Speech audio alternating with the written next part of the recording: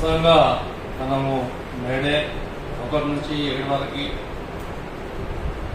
2 రాష్ట్రాల్లో, అదేవిధంగా మహారాష్ట్ర, కర్ణాటక, ఒరిస్సా కూడా ప్రాంతాలకు కూడా మనం పిలుపుతున్నాము. అయితే నాకు సమాచారం మేడే మన ఐఐటియు స్పందన కర్ణాటక నుంచి నా సెంటర్కి వచ్చిన ఇన్ఫర్మేషను రాజమండ్రి, నిజామాబాద్, సంగారెడ్డి, జవహర్ నగర్, జంగారెడ్డిగూడెం, ఆలేరు, నల్గొండ, పోలవరం, విజయవాడ, చింతలపూడి, కర్నూలు, ఎమ్మిగనూరు ఇంతవరకు వచ్చింది. సరే, ఇది ఏమైనా పార్టీ 3 పార్టీల ఐక్యత అతి చిన్న వయసులోనే ఒక 8 నెలల కాలంలోనే మనము ఈ దశలో ఈ పెద్ద పార్టీలతో కూడా ఇవాళ పోటీ పడుతూ కార్యక్రమాలు, అది ఆర్థిక విధానం లేకపోయినప్పటికీ మనలో ఉన్నటువంటి ఆత్మవిశ్వాసం, మన ఆత్మ స్థైర్యాన్ని నింపుకొని ఈ కార్యక్రమాలకి హాజరవుతూ ఉన్న ప్రాంతాల్లో కూడా కార్యక్రమాలు అన్ని ప్రజా సంఘాలు, ఇంక్లూడింగ్ అన్ని ప్రజా సంఘాలు, కార్మిక సంఘం, రైతు సంఘం, మహిళా సంఘాలు కూడా స్పందించడము విధంగా చాలా ఇది రాబోయే విప్లవోద్యమ కార్యక్రమాలకు నాంది. విధంగా వాళ్ళ సిపిఎంఎల్ కేంద్ర కమిటీ, చంద్రపుల్లారెడ్డి పార్టీ వాస్తవంగా మేడేకి సంబంధించినటువంటి మెటీరియల్ ఇవ్వడం కానీ, అదేవిధంగా రాబోయే ఎలక్షన్లలో మత ప్రాతిపాదికన కార్మిక వర్గాన్ని చేర్చి, అదేవిధంగా దేశంలో ఏక విధానం, ఏక పరిపాలన, ఒకే దేశం, ఒకే చట్టం, ఒకే ప్రజ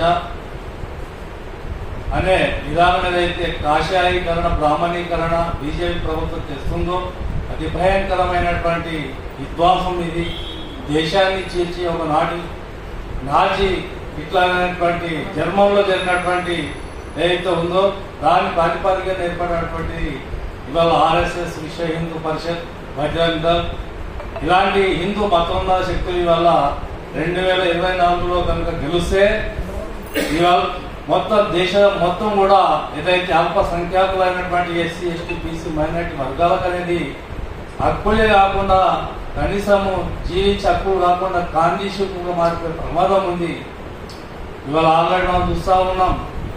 ఒక ముస్లిం హిజాబ్ ధరిస్తే కర్ణాటకలో కానీ, గోవాలో కానీ ఎక్కడైనా ఏం జరిగింది? ఒక గొడ్డు మాంసం తింటుండ్రనే ఉద్దేశంతో గుజరాత్లో ఆదివాసుల్ని కానీ, ముస్లింలను కానీ ఈ విధంగా జరిగింది. ఇవాళ మణిపూర్లో చూస్తూ ఉన్నాము, పూర్తి తెగల మధ్య ఈ తెగలకు సంబంధించిన క్రిస్టియన్లు అని చెప్పేసి వాళ్ళ మీద ఇంకా యుద్ధం ప్రకటిస్తుంది. ఇవాళ ఇట్లయితే ఇవాళ ఛత్తీస్గఢ్, జార్ఖండ్, ఉత్తరాంచల్, వనాంచల్, వెస్ట్ బెంగాల్ దండకరణం మొత్తం కూడా పోయిన నెలలోనే 30 మందిని, 6 నెలలనే అంతకుముందు 16 రోజుల ముందు 16 మందిని, అదే నెలలో దాదాపు 150 మందిని ఇవాళ ఈ బీజేపీ ప్రభుత్వము, జార్ఖండ్ ప్రభుత్వము, ఛత్తీస్గఢ్ ప్రభుత్వము, ఆంధ్ర సంయుక్త బలగాలు, పోలీస్ బలగాలు ఇవాళ దండకరణంలో ఇవాళ ఆదివాసుల కోసం, భూమి పూర్తి పీడిత ప్రజాభూతి కోసం పోరాడుతున్నటువంటి ఏదైతే అన్నలు ఉన్నారో అన్నల్ని కాల్చి చంపడం అంటే కేవలము భారతదేశంలో ఉన్న పిడికెడు సౌభాగ్యవంతులైనటువంటి, ధనవంతులైనటువంటి బడా పెట్టుబడి దళారీ పాలక వర్గాలు అయినటువంటి వాళ్ళ టాటా, బిర్లా, అంబానీ, పోస్కో, వేదాంత, జిందాల్,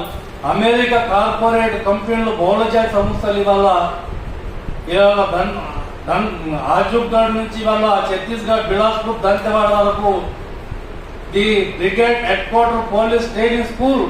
అని చెప్పేసి వాళ్ళు ఒక అడవికి పోవాలంటే దేశ చట్టం ఉంటుంది, 170 యాక్ట్ ఉంటుంది. అడవికి పోవద్దు, ఆదివాసులు డిస్టర్బ్ చేయవద్దు, అది రాజ్యాంగ పీఠికలు రాసుకున్నాం. అయినప్పటికీ ఇవాళ వాళ్ళు ఆదివాసికి హడావో నైతో మాతాలో నైతో ఏదైతే బౌలజీ సంస్థలు ఉన్నాయో ఇసుకు బచావో అనే పేరు మీద, ఆపరేషన్ గ్రీన్లాండ్ పేరు మీద ఇవాళ కేవలం మనం టీవీలలో పాలిస్తానా, ఇజ్రాయెల్ కానీ లేకుంటే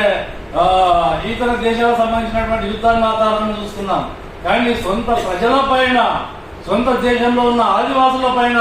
కనీసం వాళ్లకు పాపం ఇంకా ఈ దేశంలో మాకు హక్కులు, నివాస హక్కులు అనేవి ఉన్నాయి అనేది కూడా ఆ ప్రజలకు